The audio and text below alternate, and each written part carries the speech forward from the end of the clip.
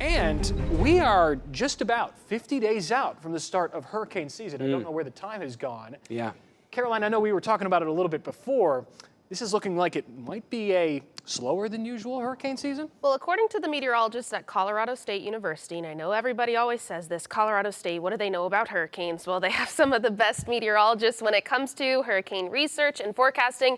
They put out their first outlook of the season earlier today, and here's what they're calling for. You heard Alex say it. They're thinking things could be slightly less active than normal. But what do the numbers look like? In terms of named storms, they're thinking we could see 13 of them, with 6 of those becoming hurricanes, 2 of those becoming major hurricanes. Now, how does that compare to the average? Well, on average, we see 14 named storms, 7 of those becoming hurricanes, with 3 of those becoming major hurricanes. So each category is just 1 storm short of the average. Now, why are they saying this? The main driver, El Nino. We're expecting El Nino conditions to take hold as we move into hurricane season and towards the peak of hurricane season. When we've got a warm current in the equatorial Pacific, what that means on the Atlantic basin, it means that there's more wind shear and correlates to less tropical activity. That was one of the main drivers of this outlook that they put out earlier today. Now, you heard Alex say it. We are just over 50 days away from hurricane season. We'll continue to update you as we head closer and closer to the start.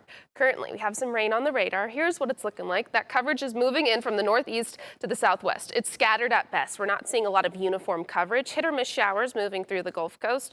I'll pause it for you so you know where things are situated. We got some decent coverage up towards DeSoto County, kind of around Arcadia, not necessarily moving through Arcadia. And then we got a little bit inland Hendry, we got Glades, and then inland Charlotte and Lee County too. We'll start with Lee County. We got some coastal coverage finally. It held together enough to bring just a little bit of rain to Captiva, stretching back into the western fringes of Cape Coral too. We also have some rain that's headed towards Alva and then just south and east of Babcock at this point, but most of the rain is still stretching inland, Collier, Hendry, as well as Glades County, where we see that hit or miss coverage, expecting that to persist as we move through the rest of the afternoon hours. Another thing we're dealing with is those elevated wind speeds. It's been gusty again today, with those wind speeds ranging around 20 to 25 miles out of the northeast. We hold on to not only gusty winds, but sustained winds staying around 20 miles per hour, wind gusting just over 25 miles per hour as we move through the next couple of hours, winding down just a little bit overnight tonight. But we do pick that wind speed up again as we head into your Friday,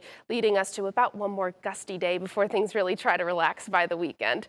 Here's a look at the futurecast, just so you know what to expect for the next few hours. I'll be honest, this is not doing a good job picking up on the coverage that we are seeing, but it shows the trend that the rain is moving from the northeast to the south and the west, and that will continue as we head towards sunset. I do have a quieter start to your Friday. I have a drier Friday overall. Still a small chance of rain, sure, at 10%, but that's about it across the 7-day forecast. Once we get rid of Friday's rain chance, we should be dry, perfect for all of the events happening across the Gulf Coast this weekend. But when we dry out, we do warm up. We bump those temperatures into the upper 80s by the start of this next week, and that's where they will stay. At the same time, our mornings will trend pretty seasonable for this time of year, starting off in the low to mid 60s across the 7-day forecast.